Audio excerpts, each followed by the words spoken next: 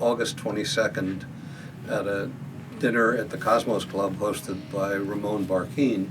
We invited about 20 people. I had known the man who brought computers to the Navy for designing ships, a man named Clint Kreitner. Clint could assemble teams of people that the government couldn't afford to pay for. And by the way, they wouldn't work for a government contract anyway.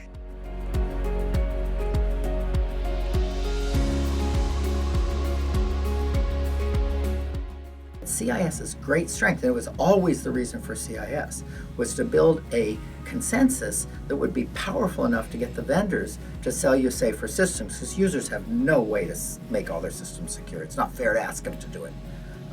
It'd be like making you put seatbelts in your car. Our CIS benchmarks are consensus-based best practices built by a volunteer community. Our editors are kind of spread across the world, the United States, Europe, Asia, Australia, and even larger than that, we have the generalized community that can exist anywhere in the world. We had one who would call into benchmark design meetings, benchmark development meetings from his sailboat, because he spent his time sailing around the world.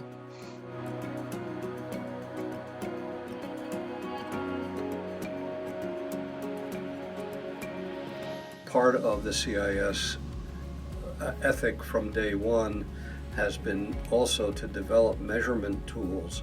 Everyone who says, well, you have to start somewhere, so we're going to have policies. No, policies are irrelevant. People ignore policies. If you measure them, show everybody how they're doing, they'll fix it. If you don't measure them, they won't fix it. The SysCat Pro Assessor allows an organization to execute an assessment of those endpoints in their system, those operating systems, against secure configurations, and within a minute get a score of how compliant you are with the recommendations that we produce. That which doesn't get measured seldom gets done.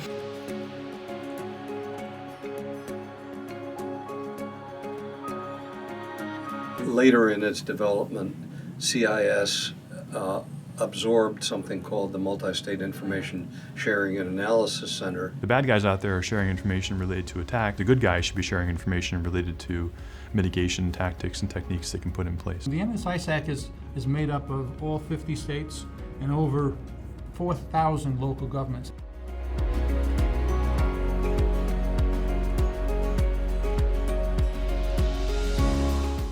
I met up in a bar outside of Penn Station in New York City one day, and we were both talking about how to scale the adoption of basic cyber hygiene.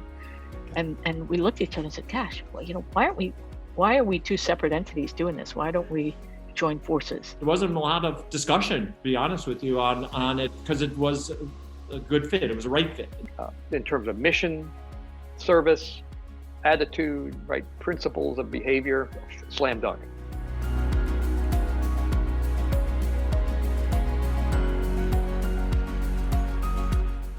One of the things we've really tried to do, and I think we've done very successfully with the controls, is trim down the universe of sort of infinite number of things you could do in defense to a relatively small number. The controls help you provide where do I start and what do I do next through our prioritized list of controls. Rather than have people drown in the complexity, how can I get them focused on the most basic, foundational, important things that they really need to do? Everyone can benefit from having this guidance. It's built by community volunteers who are really looking to help other organizations.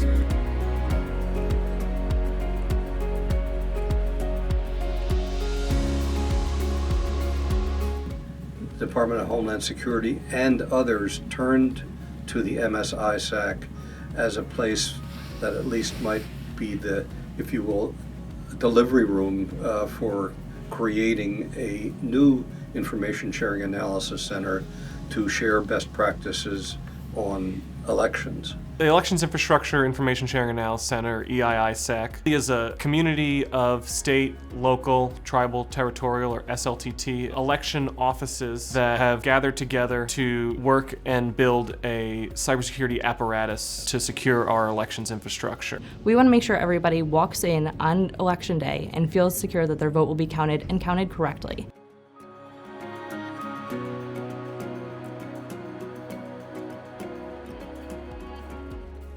You have a living organization, and that people are interested in its growth and development. My expectation is that CIS will be here for another 20 years,